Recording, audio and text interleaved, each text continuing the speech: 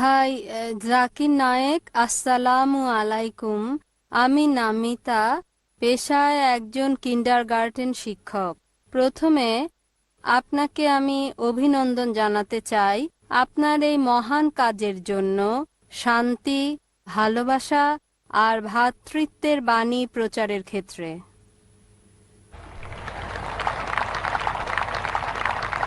আমি আপনাকে জিজ্ঞাসা করতে চাই, যদি কোরআন ঈশ্বরের বাণী হয়, যদি ইসলাম সত্য জীবন ব্যবস্থা হয়, তাহলে কেন লোকজন এত সময় নিচ্ছে এই জীবন ব্যবস্থাকে গ্রহণ করতে? বোন সুন্দর প্রশ্ন করলেন। কোরআন আল্লাহর বাণী, ইসলাম সত্য ধর্ম, লোকজন কেন এটা গ্রহণ করতে দেরি করছে? বোন, সরল পথে থাকা সবসময় সহজ না। আপনার অনুধাবন ভিন্ন, এক একজনের অনুধাবন এক এক রকম। যেমন ধরেন, কেউ হয়তো ইসলাম পালন করছে না, ও যদি ইসলাম গ্রহণ করি হতে পারে সে আসক্ত করে, তাই মদপান বর্জন করতে হবে, মেয়েদের সাথে ডেটিং আর বাইরে যাওয়া বন্ধ করতে হবে। এটা তাকে সত্য গ্রহণে বাধা দিচ্ছে। হয়তো সে চিন্তা করে, ঠিক আছে ইসলাম ধর্ম ভালো, তবে আমি মদপান বন্ধ করব না, মেয়েদের সাথে মেলামেশা বন্ধ করব না, শুকর খাওয়া বন্ধ করব না।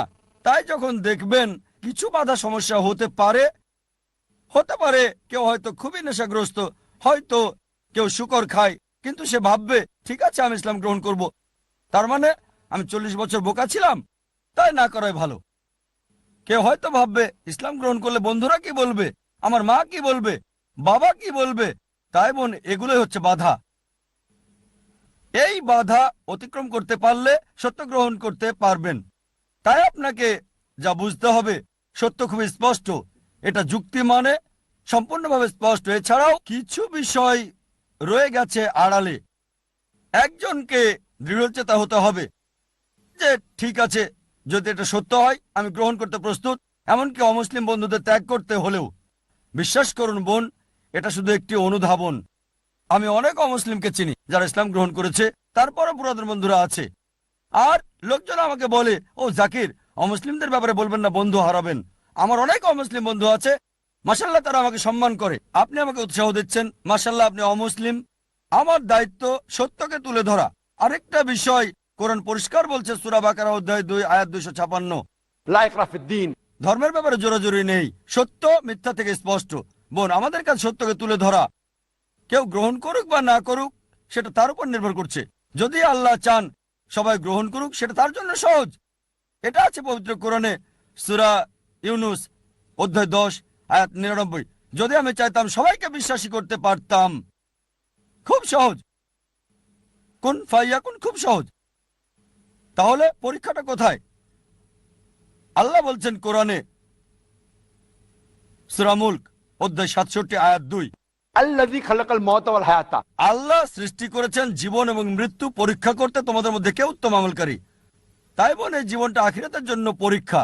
যখন কেউ সত্যকে বোঝে, সবকিছুই বোঝে কিন্তু মানে না, হয়তো 80 ভাগ মানে, 50 ভাগ মানে, খুব কম মানুষই 100 ভাগ মানে, এমনকি সব মুসলিমও 100 ভাগ মানে না। কিছু মুসলিমের বদভ্যাস থাকতে পারে, তারপরও সে মুসলিম। তাই বোন, আপনাকে বুঝতে হবে প্রধান বিষয় ঈশ্বরের একত্ববাদ, আর সর্বশেষ ও চূড়ান্ত নবীর উপর বিশ্বাস, আখিরাতে বিশ্বাস করা। এই 2-3টা বিষয় বেশি গুরুত্বপূর্ণ। আপনি আমাকে যা জিজ্ঞেস করেছেন, আপনাকেও সেটাই জিজ্ঞেস করছি, একই প্রশ্ন করছি। আপনি ইসলাম ধর্ম গ্রহণ করতে দেরি করছেন কেন? ডাক্তার জাকির নায়েক, আমি আপনাকে কিছু বলতে চাই। এখানে আপনার মাধ্যমে আমি ইসলাম ধর্ম গ্রহণ করলাম আর কালমা পড়ছি, লা ইলাহা ইল্লাল্লাহু মুহাম্মাদুর রাসূলুল্লাহ। মাশাআল্লাহ বোন, আল্লাহ আপনাকে দয়া করুক, আল্লাহ আপনাকে জান্নাতে দেবেন ইনশাআল্লাহ। আপনাকে অভিনন্দন জানাই বোন, আল্লাহ আপনাকে রহমত করুক আর জান্নাতে দিক। আমিন।